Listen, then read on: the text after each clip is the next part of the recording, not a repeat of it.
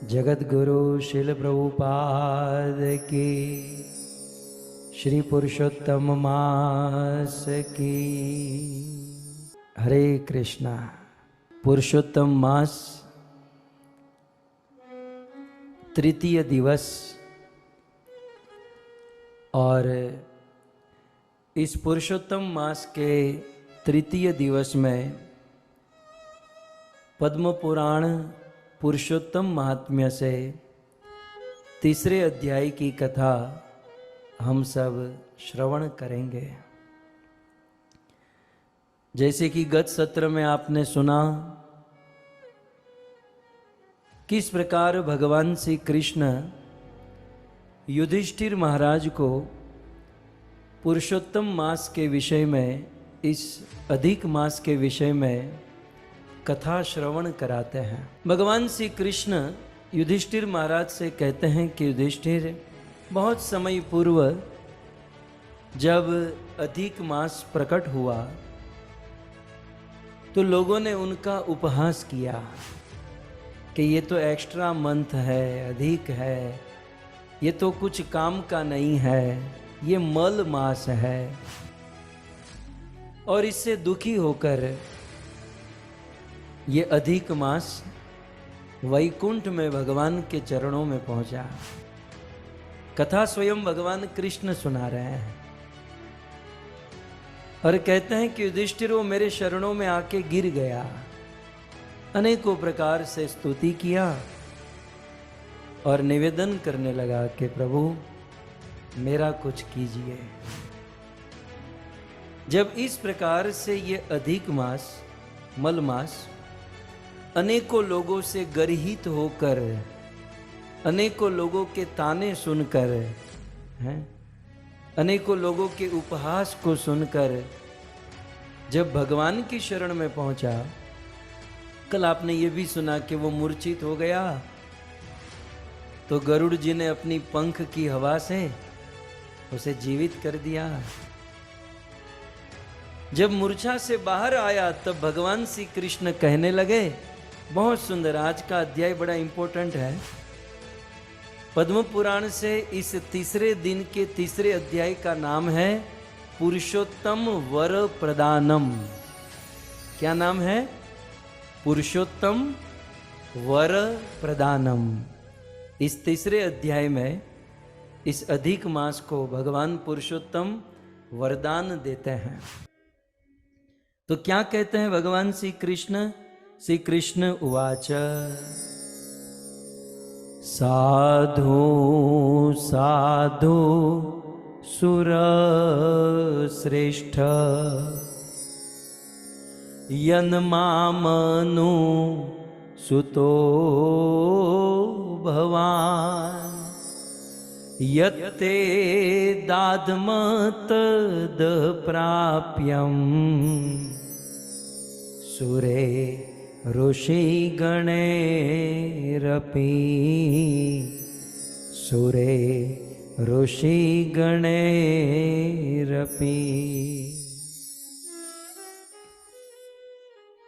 भगवान कृष्ण उवाच।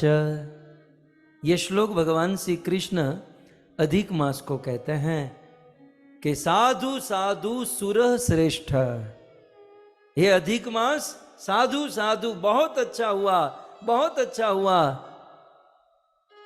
मानो भगवान श्री कृष्ण अधिक मास को शाबाशी देते हैं, शाबाश। तो अधिक मास तो बेचारा रो रहा है कि एक तो मैं दुखी हूं और आप मुझे शाबाशी दे रहे हैं। तब कृष्ण कहते हैं कि मैं तुम्हें साधु साधु इसलिए कह रहा हूं, तुम्हारी प्रशंसा इसलिए कर रहा हूं कि तुम दुखी तो हुए, लेकिन दुखों से मुक्त होने के लिए तुम मेरी शरण में आए। यत माम अनुश्रुतो भवान। भवान है अधिक मास, आप इस दुखों से दुखी होकर यत माम अनुश्रुतो, मेरी शरण ग्रहण किए। दुखी होना ये कोई नई बात नहीं है। जीवन में प्रॉब्लम आना, चिंता आना, ये कोई नई चीज नहीं है। लेकिन इन प्रॉब्लम, इन चिंता, इन दुख को लेकर भगवान श्री कृष्ण की शरण में जाना, ये बहुत बड़ी बात है। और जिस किसी भी उद्देश्य से यदि हम कृष्ण की शरण ग्रहण करते हैं तो कृष्ण इसे साधुवाद देते हैं। साधु साधु, तो साधु साधु सुर श्रेष्ठ, ये अधिक मास बहुत अच्छा किया, तुम मेरी शरण में आए हैं।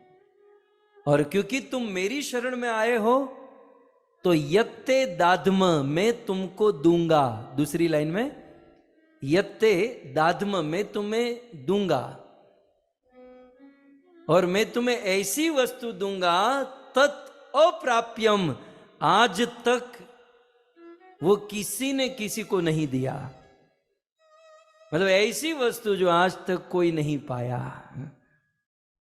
तो यत्ते दादम तद अप्राप्यम सुरे ऋषि गणे रपि, आज तक 33 करोड़ देवी देवताओं में किसी ने ऐसी वस्तु प्राप्त नहीं की, किसी ऋषि मुनियों ने ऐसी वस्तु हासिल नहीं की। मैं तुम्हें इतनी बड़ी वस्तु प्रदान करूंगा। और बात भी सत्य है। भगवान श्री कृष्ण यदि किसी पर प्रसन्न हो जाए तो कृष्ण जो देने की ताकत रखते हैं वो और कोई नहीं रखता। कृष्ण जो दे सकते हैं, कृष्ण जितना दे सकते हैं उतना कोई नहीं दे सकता। और इसीलिए इसी पद्म पुराण में सत्यव्रत मुनि ने कहा, वरम देव मोक्षम न मोक्षावधिं वा न चान्य वृणेहम वरेशादपीह। गाइए,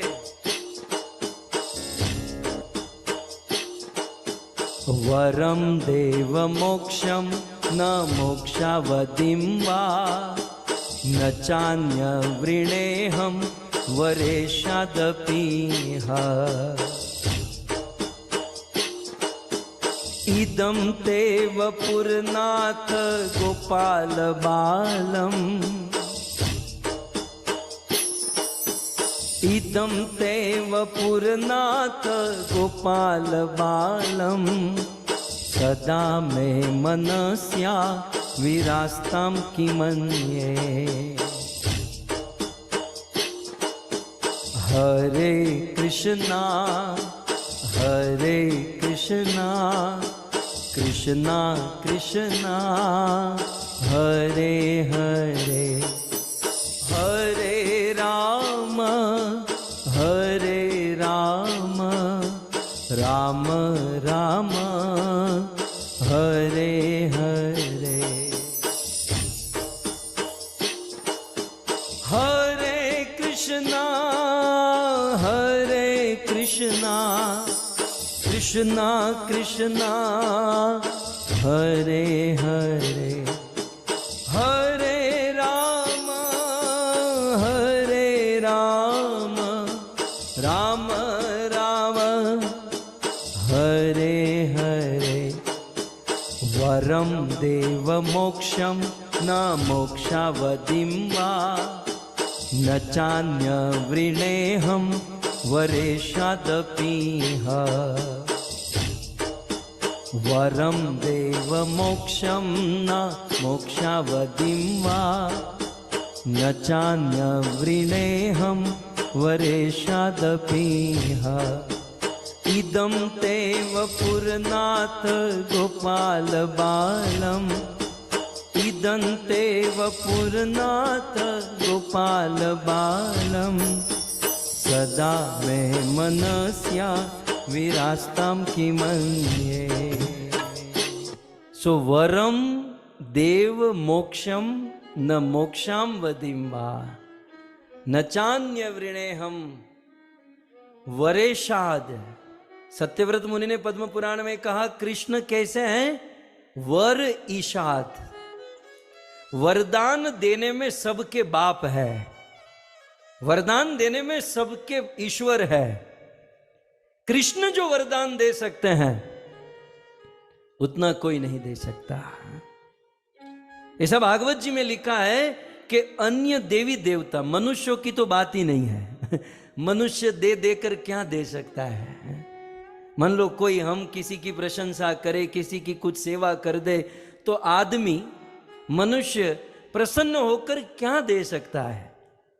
तो मनुष्य की कैटेगरी नहीं, देवताओं में यदि हम चले जाएं तो देवताओं के विषय में कहा गया कि वो मन्नत बहुत कराते हैं, मेहनत बहुत कराते हैं, और देने की जब बारी आती है तो बहुत कम देते हैं। गोस्वामी तुलसीदास जी ने कवितावली गीतावली में उत्प्रेक्षा की है कि जिस लंका को रावण, लंकापति रावण, अपने 10 मस्तक काट कर हवन कुंड में चढ़ाकर रावण जिस लंका को प्राप्त किया,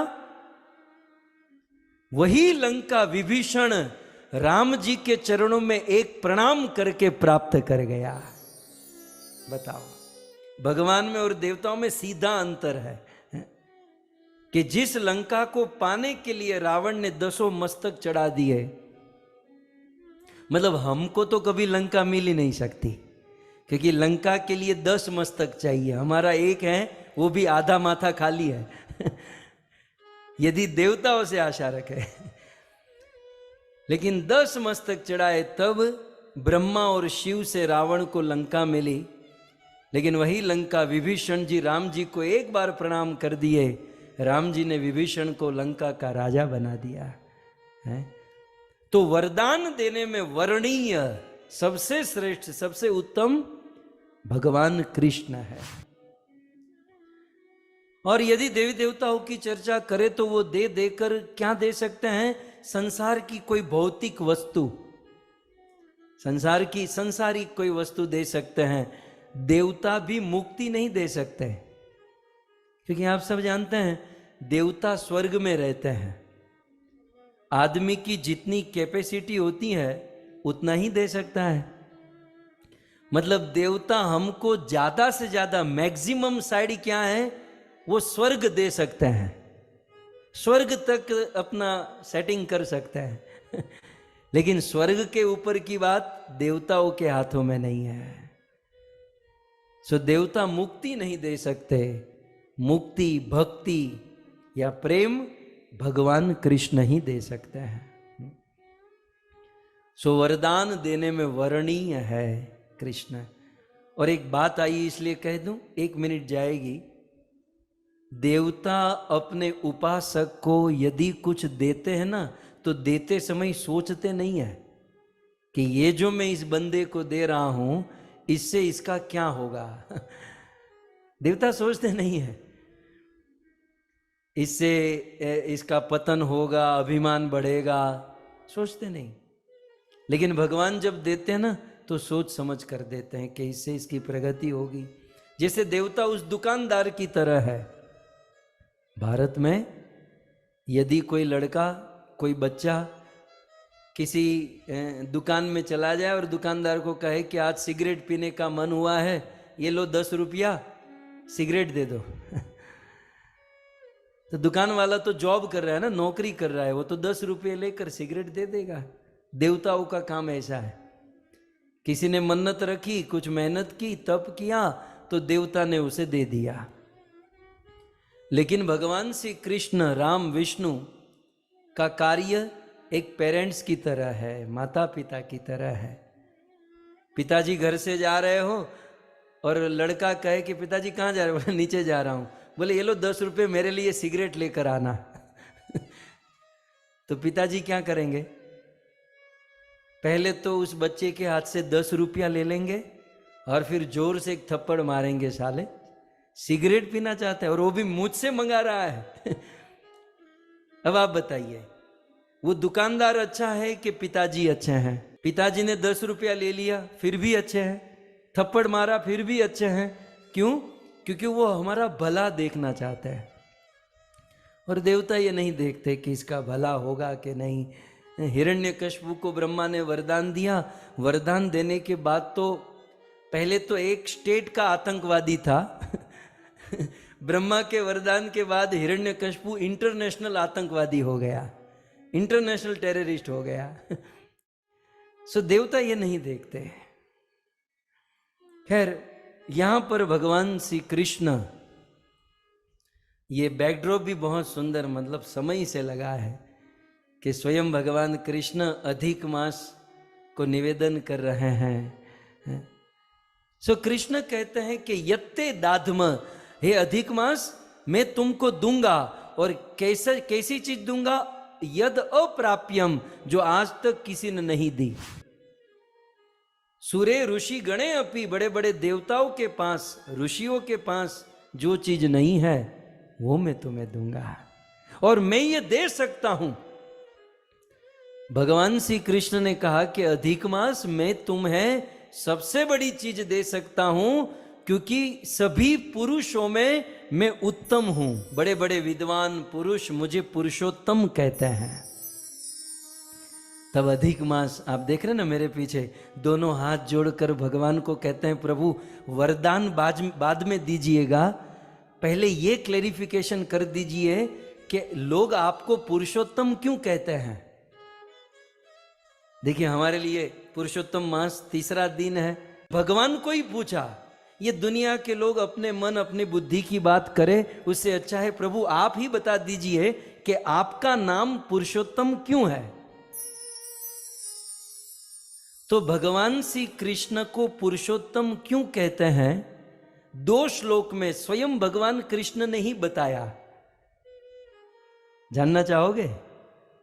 2 श्लोक में स्वयं कृष्ण ही कहते हैं। इसी क्रम में, इसी पद्म पुराण के 3 अध्याय में भगवान श्री कृष्ण कहते हैं, मुझे पुरुषोत्तम क्यों कहा जाता है।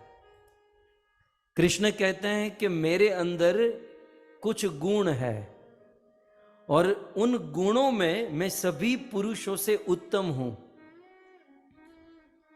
और सभी पुरुषों से इन गुणों में मैं उत्तम हूं, इसलिए मुझे पुरुषोत्तम कहते हैं। तो वे कौन से गुण हैं जिसमें भगवान पुरुषों में उत्तम है? तो 2 श्लोक में वह गुण गिनाए गए। स्वयं भगवान कहते हैं,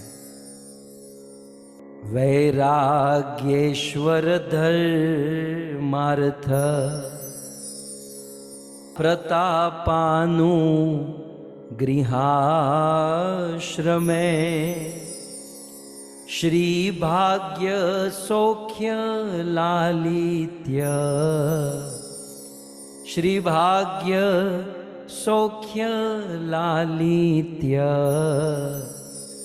गुणेश्वर्य तपोद्वरे गुणेश्वर्य तपोद्वरे। यदि कोई आपको पूछे कि भगवान श्री कृष्ण को पुरुषोत्तम क्यों कहते हैं, तो उसका एग्जैक्ट आंसर यह है, इसका परफेक्ट उत्तर यहां पर है, जो स्वयं भगवान ही बता रहे हैं। बोले सर्वप्रथम इन सब गुणों में मैं उत्तम हूं। कौन से गुणों में? तो सबसे पहला कहते हैं वैराग्य। भगवान श्री कृष्ण में भरपूर वैराग्य है। अब कृष्ण जैसा रसिक और कोई नहीं, लेकिन रसिक होकर भी वो वैरागी है। आप कहोगे कृष्ण में वैराग्य कहां पर है? आप बताइए कि ब्रज में ब्रजवासी भगवान श्री कृष्ण को कितना प्रेम करते थे, और ब्रजवासियों में भी कृष्ण के सखा उनको कितना प्रेम करते थे। कृष्ण से सखा से भी ज्यादा गोपियां कृष्ण को कितना प्रेम करती थी, और गोपियों में भी शिरमौर श्रीमती राधा रानी कृष्ण से कितना प्रेम करती थी। लेकिन वही भगवान श्री कृष्ण दूसरी ओर अपने धर्म को निभाने के लिए इन सारे लोगों को त्याग कर छोड़कर मथुरा चले गए, और फिर मथुरा से द्वारिका चले गए। वैराग्य। राम जी का दृष्टांत तो प्रकट रूप से है। 2 घंटे के बाद अयोध्या के राजा बनने वाले थे, लेकिन कई ने कहा तापस वेश विशेष उदासी 14 बरस राम वनवासी। सो राम जी तुरंत हंसते हंसते अपना घर बार छोड़कर वन में चले गए। वैराग्य है? ये सब वैराग्य है। सो भगवान श्री कृष्ण वैराग्य में उत्तम है।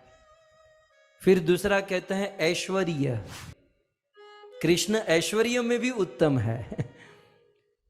हमारा ऐश्वर्य कितना है? एक पत्नी, 2 बच्चे, घर बार दीवार। लेकिन कृष्ण का ऐश्वर्य 16,108 पत्नी। आप विचार तो करो। हम लोग ये प्रैक्टिकल समझ सकते हैं कि हम एक पत्नी के साथ इतना होता है, तो 16,108 को रखना, संभालना और सबको प्रसन्न रखना। कृष्ण का ऐश्वर्य उन सभी पत्नियों के 10-10 पुत्र, 1-1 कन्या, और सबको पढ़ाना लिखाना, एजुकेशन, संस्कार देना, ये सब कृष्ण का ऐश्वर्य है।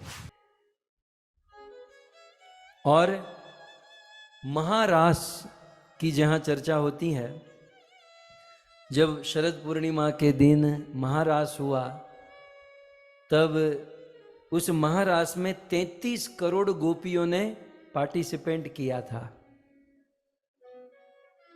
तब भगवान श्री कृष्ण सभी गोपियों के साथ रास खेल रहे थे। सो ये कृष्ण का ऐश्वर्य है कि एक कृष्ण 33 करोड़ रूप में हो गए। तो श्लोक में आप देख सकते हैं कृष्ण को पुरुषोत्तम क्यों कहते हैं? भरपूर वैराग्य, भरपूर ऐश्वर्य, जिसकी कंपैरिजन कोई नहीं कर सकता। मनुष्य तो कर ही नहीं सकता, देवी देवता भी नहीं कर सकते, यहां तक पुरुष अवतार शिरोदकशाही विष्णु, गर्भोदकशाही विष्णु, कांडदकशाही विष्णु भी कृष्ण की बराबरी नहीं कर सकते। पॉइंट ये है यहां पर। सो वैराग्य, ऐश्वर्य, फिर आगे कहते हैं धर्म। धर्म में कृष्ण की बराबरी कोई नहीं कर सकता। कृष्ण धर्म निभाना जानते हैं। कृष्ण 11.5 वर्ष के हुए और जब वे मथुरा गए और क्रूर कंस ने कृष्ण के माता पिता देवकी वसुदेव को 11 वर्ष से कारागार में बंद करके रखा था, और कृष्ण ने चाणूर, मुष्टिक, शल, तोशल और कंस का जब वध कर दिया, अपने माता पिता को कारागार से मुक्त किया, तो देवकी और वसुदेव बहुत रोए। इवन कृष्ण बलराम भी बहुत रोए। और कृष्ण धर्म देखिए कृष्ण का, कि बोले ये मेरे माता पिता जिन्होंने मुझे जन्म दिया और मैंने आज तक इनको सुख नहीं दिया। कृष्ण ने वचन दिया कि हे माता जी, देवकी जी, वसुदेव जी, अब तक जो हुआ सो हुआ, लेकिन अब मैं वचन देता हूं कि आपको छोड़कर अब मैं कभी दूर नहीं जाऊंगा। इस धर्म को निभाने के लिए कृष्ण ने अपनी प्रिया राधा तक को छोड़ दिया, अपने सारी गोपियों को छोड़ दिया, सखाओं को, अपने ब्रज को छोड़ दिया, लेकिन धर्म के ऊपर अड़ग रहे। सो धर्म निभाना कृष्ण जानते हैं। वैराग्य, ऐश्वर्य, धर्म और फिर अर्थ। अर्थ, अब अर्थ माने धन, संपत्ति। अब धन और संपत्ति की बराबरी कृष्ण से कौन कर सकता है? ब्रह्मा जी ब्रह्म संहिता में कहते हैं, लक्ष्मी सहस्त्र सत संभ्रम सेव्य मानम। वह गोलोक धाम में सहस्त्र लक्ष्मी, हजारों हजारों लक्ष्मी भगवान श्री कृष्ण की सेवा करने के लिए हाथ जोड़कर लाइन में खड़ी रहती है। कब मेरी बारी आएगी, कब मैं इसकी सेवा करूंगी। जिस लक्ष्मी, थोड़ी सी उस लक्ष्मी की कृपा कटाक्ष हो जाए ना, तो हम जमीन से 2 फीट ऊपर हो जाते हैं कि हमारे पास पैसा है। लेकिन ऐसी करोड़ों लक्ष्मी कृष्ण की सेवा की लाइन में खड़ी रहती हैं। तो अर्थ, और फिर प्रकट रूप से तो आप देख ही रहे हैं कि जिस द्वारिका में कृष्ण रहते हैं, वो द्वारिका 24 कैरेट गोल्ड की बनी हुई है।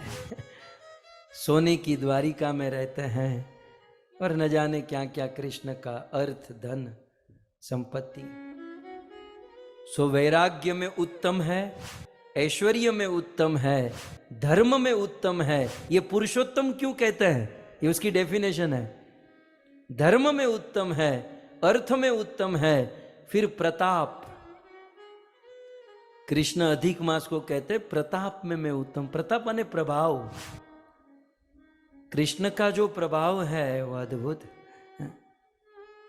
5,500 वर्ष बीत गए, लेकिन फिर भी उनकी लीला का प्रभाव। अब देखो, हमारे यहाँ कोई चोरी करता है तो उसको दंड मिलता है, जेल में कारागार वास मिलता है, लेकिन इसका प्रभाव तो देखो। ये चोरी करता है तो हम लोग भजन गाते हैं, चोराग्य गमनम पुरुषम नमामि। ये प्रभाव है इसका। माखन चोर कह के हम इसकी भक्ति पूजा करते हैं। प्रभाव, सो प्रभाव में ये उत्तम है। अनुग्रह, दूसरों के ऊपर अनुग्रह करने में, है ना, दूसरे की मदद करने में, दूसरे की सेवा करने में भी ये उत्तम है। दूसरों के ऊपर कृपा करने में ये उत्तम है, अनुग्रह। और फिर आश्रम है, आश्रम में भी ये उत्तम है। कृष्ण जब बच्चे थे, हैं, फिर गृहस्थ आश्रम, ये सब आश्रम, 2 आश्रम तो कृष्ण के जीवन में हम देखते हैं। सो दोनों आश्रम कृष्ण परफेक्ट निभाए। मानो कृष्ण गृहस्थ आश्रम में रहे, राइट, द्वारिका में। मुझे आप बताओ, 16,108 पत्नियों में से किसी भी कंप्लेंट आपके पास आई कि हमारा पति हमारा ध्यान नहीं रख रहा है, ये कृष्ण हमारा ठीक से पालन पोषण नहीं कर रहा है, हमारी मनपसंद साड़ी लाकर नहीं दे रहा है? आज की पत्नियों को मिलो, कंप्लेंट की लिस्ट बन जाएगी। एक पत्नी है लेकिन फिर भी कितनी शिकायत है? कितनी शिकायत। लेकिन इसकी 16,108 पत्नी, कोई शिकायत नहीं। परफेक्ट गृहस्थ भगवान श्री कृष्ण है। सो किन मायने में उत्तम है, इस श्लोक में बताया गया। वैराग्य में उत्तम, ऐश्वर्य में उत्तम, धर्म में उत्तम, अर्थ में उत्तम, प्रताप में उत्तम, अनुग्रह करने में उत्तम, आश्रम में उत्तम। फिर आगे कहते हैं श्री, श्री भाग्य, भाग्य में भी उत्तम। कृष्ण का कितना सुंदर भाग्य है, माता पिता का आश्रय। हमारा भाग्य तो हमें केवल एक माता पिता मिले हैं, कृष्ण का कितना बड़ा भाग्य, 2 माता पिता मिले हैं, और दोनों का प्रेम समान रूप से चलता है। एक और नंद यशोदा, एक और देवकी वसुदेव। सौभाग्य और सौख्य, परम सुखी है। आप दूसरी लाइन में देख सकते हैं, सौख्य, सुखी है। कृष्ण को कभी आपने ऐसा मुंह चढ़ाते हुए देखा? ऐसा पूरा मुंह बिगाड़ते हुए खड़े हैं? सौख्यम, कृष्ण जितना सुखी आदमी कोई नहीं है। हाँ, कृष्ण के जीवन में बहुत उतार चढ़ाव आए, लेकिन इस बंदे के जीवन में इतना उतार चढ़ाव आया। आप इसके जीवन के उतार चढ़ाव देखो। जन्म हुआ तो कंस के कारागार में, इतने सुंदर माता पिता मिले, लेकिन जन्म के दिन ही घर छोड़ना पड़ा। वहां नंद और यशोदा के वहां बहुत सुंदर लालन पालन हुआ, तब तक तो पूतना आ गई। पूतना से थोड़ा सा वो ठीक हुआ था, तब तक तो शक्टासुर आया, तृणावर्त आया। कभी चैन से इस बंदे को जीने को मिला? हमारे जीवन में एक बार कोविड आया तो हम लोग हाय हाय करते हैं, अभी भी कुछ लोग रोते हैं। इसके जीवन में हर 5 दिन में कोई ना कोई दुर्घटना होती थी, लेकिन कृष्ण जितना सुखी आप किसी को नहीं देखोगे। बड़ा सुखी आदमी। मैं आपको सही घटना सुनाऊं। ये अंग्रेज हमारे भारत में 200-250 वर्ष रहे ना, तब उन्होंने एक चीज मार्क की कि ये भारत वाले बड़े कंफ्यूज है। कुछ लोग कहते हैं गणेश जी भगवान, कुछ लोग कहते हैं शिव जी भगवान, कुछ लोग कहते हैं दुर्गा जी भगवान, कुछ लोग कहते हैं ये भगवान, ये बापू भगवान, ये बाबा भगवान।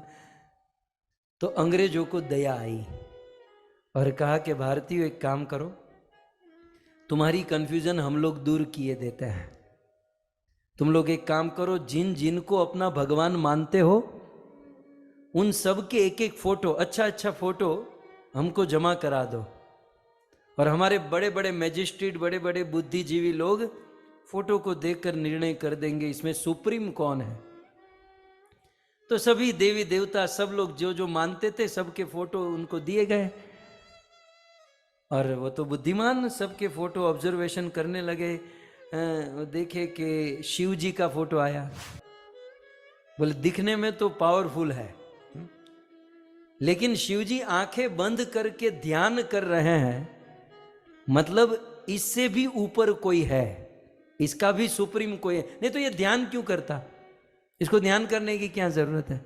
माला जप कर रहे हैं, मतलब इससे भी सुप्रीम कोई है। दुर्गा देवी का फोटो आया, सिंह वाहिनी, सिंह के ऊपर बैठी है, हाथ में त्रिशूल है। बोले ये भी पावरफुल तो है, लेकिन हाथ में त्रिशूल है, इसका मतलब क्या है। इसका मतलब दो ही हो सकता है, या तो इसको किसी का डर है, या फिर ये किसी के जॉब में है, किसी की सेवा में है। तो बोले ये भी भगवान नहीं है। तो एक वन बाय वन सब के फोटो देखते गए, अंत में कृष्ण का फोटो आया। अब कृष्ण का कोई भी फोटो आप ले लो, रैंडमली आप कोई भी फोटो उठा लो, आप कृष्ण के मुख पर अद्भुत स्माइल देखोगे, हंसता हुआ चेहरा होगा, हाथ में मुरली होगी। तो उस अंग्रेजों ने देखा कि कृष्ण पेड़ के नीचे खड़े रहकर हाथ में मुरली बजा रहे हैं, गाना गा रहे हैं। अंग्रेजों ने कहा बस इस लड़के को कोई टेंशन नहीं है। ये अन्य जितने भी फोटो देखे, कोई ना कोई कुछ क्रिया में है, टेंशन में है, ये लड़का टेंशन में नहीं है।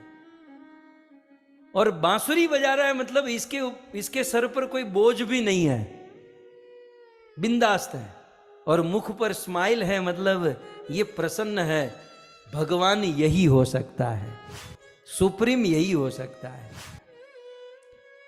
तो मैं इस पॉइंट पर बोल रहा था, दूसरी लाइन में, श्री भाग्य में भी उत्तम है, सौख्य माने सुख में भी भगवान श्री कृष्ण सबसे उत्तम है। लालित्य, लालित्य में भी उत्तम। लालित्य माने प्रेमत्व, हमारे वहां गुजराती में कहते हैं प्रेमाळ स्वभाव, इसको हिंदी में क्या कहते हैं, प्रेममयी स्वभाव होता है ना, सबसे सबके साथ घुल मिल जाना, सबके साथ प्रेम से बात करना। ऐसा सबका स्वभाव नहीं होता, कुछ लोग तो तवे पर ही बैठे होते हैं, पूछा भी नहीं जाता। वो तीन भाई एक साथ बैठे हैं और आप उसे पूछ लो कि आप तीनों भाई हैं, आप तीन भाई हैं, नहीं नहीं चार होते तो आप क्या कर लेते, चार होते तो आप क्या कर लेते। अरे भाई हमारा ये उद्देश्य नहीं है, हम केवल पूछ रहे हैं कि ये आप तीन हैं। तो प्रेमाळ स्वभाव, प्रेम से बात करना, प्रेम से चर्चा करना। और गुणे सर्व गुण संपन्न है, और ऐश्वर्य तपोध्वरे, तपस्या भी भरपूर है, और जब यज्ञ करना चाहे तो यज्ञ भी भरपूर करते हैं। दूसरे श्लोक में कहते हैं सखे संतुष्टि करुणा, संतुष्ट है, संतुष्ट में सबसे उत्तम है, करुणा करने में सबसे उत्तम है। अब संतुष्टि में मैं आपको क्या बताऊं, मुझे तत्कालीन एक पॉइंट याद आ रहा है। आपको पता है ना, कृष्ण जब मथुरा में गए तो मथुरा जाकर देखा कि हम लोग गांव के लड़के हैं, और मथुरा तो बहुत बड़ा सिटी है, बहुत बड़ा शहर है।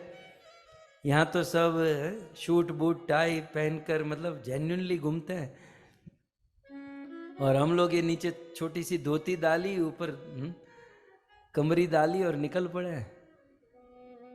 तब सामने से कुछ धोबी आए और कृष्ण की चर्चा हुई, और फिर आप सब जानते हैं कृष्ण ने धोबी को मार दिया। जब उस धोबी के हेड को मार दिया तो अन्य सारे धोबी अपने अपने कपड़े छोड़कर चले गए। तो वहां पर सुखदेव जी कहते हैं कि उसमें से कृष्ण ने एक जोड़ी कपड़ा पहन लिया, बलराम जी ने, सब ने एक एक पहने। अब कपड़े तो बहुत सारे थे और सब फ्री में मिल रहे थे लेकिन इसकी संतुष्टि, वहां पर सुखदेव जी कहे इसकी संतुष्टि देखो। कृष्ण को मथुरा में बहुत दिन रहना था, 4-5 जोड़ी ले लिए होते हैं, घर पे पड़ा रहता, रोज बदलते, लेकिन संतुष्ट आदमी है, एक जोड़ी पहना हो गया। सो सखे संतुष्टि, संतुष्टि में सबसे उत्तम है, करुणा करने में उत्तम है, केली माने लीला करने में उत्तम है, दाक्षिण्य दान करने में उत्तम है, सुष्ठुता उनका शरीर सबसे उत्तम है, विद्या विनय नैपुण्य विद्या में सबसे उत्तम है, विनय विनय माने विनम्रता में सबसे उत्तम है, पुण्य नैपुण्य बड़े एक्सपर्ट है, और धर्म कर्म सदुक्ति भी, और बहुत सदउक्ति भी माने इंटेलिजेंट है, अपना काम कराने में बड़े एक्सपर्ट है। सही इस प्रकार से भगवान श्री कृष्ण की बड़ी महिमा। अब देखिए, अब ये पुरुषोत्तम नाम इसलिए पड़ा, तो ये 2 श्लोक कहने के बाद कृष्ण अधिक मास को कहते हैं कि एते, ये 2 श्लोक में जो गुण है और उसके अलावा भी जितने भी गुण हैं, उत्तम पुरुषेश्वहम, इन सभी गुणों में मैं पुरुषों में उत्तम हूं, तस्मात इसलिए अभिज्ञास्ततम, बड़े बड़े पंडित विदुमा पुरुषोत्तमम, श्री पुरुषोत्तम भगवान की। इन सब गुणों में मैं पुरुषों से उत्तम हूं, इसलिए विदुमाम पुरुषोत्तम, इसलिए लोग मुझे पुरुषोत्तम कहते हैं। तो ये तो हुआ भगवान श्री कृष्ण को पुरुषोत्तम क्यों कहा गया, राइट। तो अब भगवान श्री कृष्ण अधिक मास से कहते हैं कि मैं तो पुरुषोत्तम हूं और तुम्हारा तो कोई स्वामी नहीं है, इसलिए तुम परेशान हो। तो आज से मैं तुझे वरदान देता हूं कि आज के बाद तुम्हारा स्वामी मैं बन जाऊंगा। त्वम अपि उत्तताम याहि यतो अहम भवतः प्रभु। सो आज से मैं पुरुषोत्तम ही ये मल मास अधिक मास का स्वामी हूं, और क्योंकि मैं तुम्हारा स्वामी हूं इसलिए दूसरी लाइन में मनो सेव ही ते नाम, मैं मेरा ही नाम तुमको प्रदान करता हूं। मैं तुम्हारा स्वामी और मैं स्वामी ही अपना नाम तुमको प्रदान करता है। तो आज से तुम्हारा नाम विख्यातम पुरुषोत्तम है। तो हे अधिक मास मल मास, आज से तुम्हारा नाम मल मास नहीं है, एक्स्ट्रा मंथ नहीं है, वैसे भी ये नाम कहाँ है, एक्चुअल आज से तुम्हारा नाम मैं रख रहा हूं और वो है पुरुषोत्तम मास। तो 3 पॉइंट मिल गए ना, कि आज से मैंने तुम्हारा नाम पुरुषोत्तम मास रखा है। क्यों रखा है? क्योंकि मैं तुम्हारा स्वामी हूं इसलिए, और मेरा नाम पुरुषोत्तम क्यों है, ये 2 श्लोक में हमने देखा। अब देखो वरदान, भगवान कृष्ण पुरुषोत्तम मास को वरदान देते हैं कि मैं तुम्हारा नाम पुरुषोत्तम रखता हूं, और हे पुरुषोत्तम मास तुम्हारा नाम यदि कोई लेगा, नाम मात्रेण सर्वेशाम अघ कंद निकृंदनम। हे पुरुषोत्तम मास तुम्हारा कोई नाम लेगा ना, तो पुरुषोत्तम मास ये नाम लेने मात्र से वह सभी पापों से मुक्त हो जाएगा। तो अच्छा है ना, हम लोग पुरुषोत्तम मास में बार बार बोल रहे हैं। अब मल मास मत बोलिएगा, अधिक मास भी मत बोलिएगा, अब तो नामकरण हो गया, तो अब पुरुषोत्तम मास ही बोलना है। सो पुरुषोत्तम मास, इस प्रकार से जो व्यक्ति बोलता है, आप, ये कृष्ण का वरदान है कि मैंने तुम्हारा नाम पुरुषोत्तम मास रखा, मैं तुम्हारा स्वामी हुआ, और अब से तुम्हारा कोई नाम मात्र लेगा तो वे सब लोग अघ, अघ माने पाप, कंद माने बहुत सारे पाप से, नृकंदनम मुक्त हो जाएंगे। और आगे बहुत सुंदर कहते हैं कि तथा त्वम अपि भक्ता नाम हे पुरुषोत्तम मास, जैसे मैं कृष्ण सभी मनुष्यों के पापों को दूर करके मनुष्य को संसार से, संसार सागर से पार करा देता हूं, ये कृष्ण करते ना, कृष्ण की कृपा से भवसागर से पार हो सकता है। तथा उसी प्रकार त्वम अपि, हे पुरुषोत्तम मास, त्वम अपि, तुम भी भक्ता नाम, अपने भक्तों के दुख दारिद्र खंडनम, पुरुषोत्तम मास तुम भी अपने भक्तों के दुख और दरिद्रता का खंडन करोगे, ये मैं वरदान देता हूं। और भविष्यास जगत पूज्य स्वर ध्वनि सरिताम यथा, पुरुषोत्तम मास तुम संसार के लोगों को वैसा ही पवित्र कर दोगे जैसे स्वध्वनि भागीरथी मां गंगा के स्पर्श से जीव पवित्र होता है, वैसे तुम्हारा नाम लेकर जीव पवित्र हो जाएगा और भविष्य में तुम जगत पूज्य हो जाओगे। भगवान ने बहुत सुंदर पुरुषोत्तम मास को वरदान, वो कहते ही गए, थके नहीं। कृष्ण कहते हैं पुरुषोत्तम मास अन्य महीने में कामना करने से फल मिलता है, अन्य महीनों में कामना से फल मिलता है, लेकिन तुम बिना कामना के ही फल प्रदान करोगे। अन्य महीने कर्म फल देने वाले हैं, लेकिन हे पुरुषोत्तम मास तुम निष्कर्म फल प्रदान करोगे।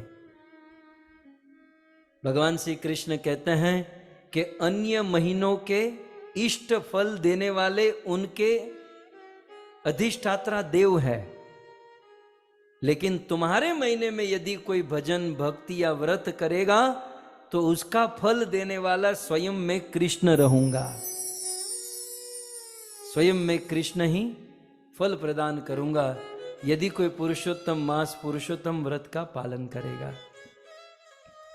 आगे बहुत सुंदर कहते, अब देखिए, अब थोड़ी सी नेगेटिव बात आ रही है कि यदि कोई पुरुषोत्तम मास की महिमा को नहीं जानेगा, ये भी बता दिया, यदि कोई पुरुषोत्तम व्रत का पालन नहीं करेगा तो भी गड़बड़ होगी।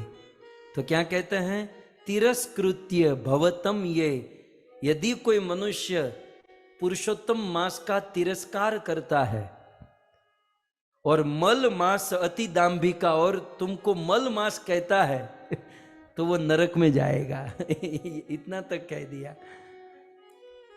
सो मल मास समझकर, ये एक्स्ट्रा मंथ समझकर दुनिया के लोग तुम्हारा तिरस्कार करेंगे। तो दूसरी लाइन में कहते हैं नचि रश्यंति सद्धर्म, इस पुरुषोत्तम मास में सद्धर्म नहीं करेंगे तो सदा निरयवासी न, तो वह मनुष्य सदा के लिए निरय, निरय माने नरक, वो सदा के लिए नरक में वास करेंगे। सही इस प्रकार से तब मानो अब पुरुषोत्तम मास ने पूछा कि प्रभु आपने इतना इतना वरदान, मैंने तो ये सोचा भी नहीं था, अब लगे हाथ ये भी बता दीजिए कि पुरुषोत्तम मास में आपके किस रूप की उपासना करनी चाहिए। आपके तो बहुत सारे रूप हैं। तो इसी तीसरे अध्याय में भगवान इसका उत्तर देते हुए कहते हैं, देवकी नंदनो देव संप्राप्ते पुरुषोत्तमे ते त्वां संपूजयिष्यन्ति जना सर्वे ममाज्ञया। इस पुरुषोत्तम मास में भगवान के किस रूप की उपासना करनी चाहिए, तो सीधा लिखा है आपके सामने श्लोक प्रमाण के साथ, देवकी नंदन देव, देवकी नंदन की उपासना करनी चाहिए। देवकी नंदन माने देवकी का नंदन, देवकी का बेटा, इससे प्रतीत होता है बाल कृष्ण की उपासना करनी चाहिए, है ना। जैसे हम दामोदर महीने में हम भगवान दामोदर की उपासना करते हैं ना, यशोदा दामोदर, राइट। यशोदा मैया कृष्ण को रस्सी से बांधती हैं, तो वहां हम यशोदा दामोदर की उपासना, यहां पर देवकी नंदन। तो छोटे से कन्हैया की, बाल कृष्ण की, देवकी नंदनो देव संप्राप्ते पुरुषोत्तम है। कहते हैं कि देवकी नंदन बाल कृष्ण का संप्राप्ते, संप्राप्ते माने पूजा करनी चाहिए। कब? पुरुषोत्तमे, पुरुषोत्तम महीने में। सो पुरुषोत्तम महीने में। अब देखिए दुनिया के लोग बहुत कुछ कहेंगे, ये करो वो करो, यहां मैं आपको प्रमाण के साथ बता रहा हूं। और किसकी उपासना कर सकते हैं? तो दूसरी लाइन में कहते हैं कि ते त्वाम, कृष्ण कहते हैं कि मेरे बाल स्वरूप की उपासना पूजा कर सकते हैं। और दूसरी लाइन में ते त्वाम सम पूजयिष्यन्ति, और लोग पुरुषोत्तम मास की भी पूजा कर सकते हैं, मतलब तुम्हारी भी पूजा कर सकते हैं। जना सर्वे ममाज्ञा, ये मेरी आज्ञा है। सो मेरी आज्ञा से मनुष्य मेरे बाल स्वरूप की पूजा करेंगे और तुम्हारे पुरुषोत्तम स्वरूप की पूजा करेंगे। और इतना ही नहीं, और एक वरदान लगे हाथ, सर्वेशाम अपि मासानाम, ये जितने भी महीने हैं कार्तिक से लेकर आश्विन तक, ये 12 महीने में त्वम अपि अग्रो भविष्यसि, ये 12 महीने में सबसे बड़ा स्थान पुरुषोत्तम मास तुम्हारा होगा। तुम 12 महीने में सबसे उत्तम माने जाओगे। कैसे? कि तथोत्तम आसीन किरीट एवं राजसे, जैसे किसी आदमी के सबसे ऊपर कौन सा आभूषण होता है? मुकुट। वैसे 12 महीने उस आदमी के समान, लेकिन पुरुषोत्तम मास मुकुट के समान, किरीट एवं राजते। सो 12 महीने के ऊपर आप ये पुरुषोत्तम मास मुकुट मणि होगा, मुकुट के समान विराजमान होगा। अब आइए कथा याद कीजिए कि ये सब भगवान श्री कृष्ण ने पुरुषोत्तम मास को कहा और पुरुषोत्तम मास प्रसन्न हो गए और ये सब हुआ। लेकिन मूल रूप से ये कथा भगवान श्री कृष्ण युधिष्ठिर महाराज को सुना रहे हैं कि युधिष्ठिर, ये अधिक मास पुरुषोत्तम मास की ये महिमा है। तो आइए भगवान श्री कृष्ण युधिष्ठिर को कहते हैं कि हे युधिष्ठिर महाराज, भवान अपि महाराज, आपसे एक गड़बड़ हो गई, सुनिए। युधिष्ठिर महाराज कहते हैं क्या गड़बड़ हुई? बोले महाराज, आपने सदारा, साथ, स माने साथ में, दारा माने पत्नी, तो आपने अपनी पत्नी और अनुज के साथ कभी भी पुरुषोत्तम व्रत का पालन नहीं किया, न जाना सी। दूसरी लाइन में, आपने, आपकी पत्नी ने और आपके अनुजों ने, आपके छोटे भाई अर्जुन, नकुल, सहदेव, भीम, न जाना सी पृथ्व्याम वे, आप में से किसी ने भी पुरुषोत्तम मास की महिमा को नहीं जाना, इसके व्रत को नहीं जाना। और इसका कारण ये था कि आप लोग इतनी चिंता में थे, आपके ध्यान में, आपके चित्त में वो दुर्योधन छाया हुआ था कि आज क्या करेगा। आपके चित्त में भीष्म, कृपाचार्य, अश्वत्थामा, द्रोण, सौबल, ये सब योद्धा आपके चित्त में, आपके मन में रम रहे थे, इसलिए आपका चित्त व्याकुल रहता था। और ये महीना कब आ गया, कब चला गया, आपको समझ में नहीं आया। लेकिन कोई बात नहीं, कुछ समय के बाद पुरुषोत्तम मास आ रहा है, इसलिए नत्वाम अपि विशेषेण सेवित पुरुषोत्तम, पहले तो आपने विशेष रूप से पुरुषोत्तम की सेवा नहीं की, लेकिन अतः परम नरेंद्रेश मासो वे चागमिष्यति, लेकिन अब पुरुषोत्तम मास आ रहा है, तो अब क्योंकि आप महिमा जान चुके हो, इसलिए अब ध्यान से, प्रेम से, भक्ति भाव से इस पुरुषोत्तम व्रत का पालन करो।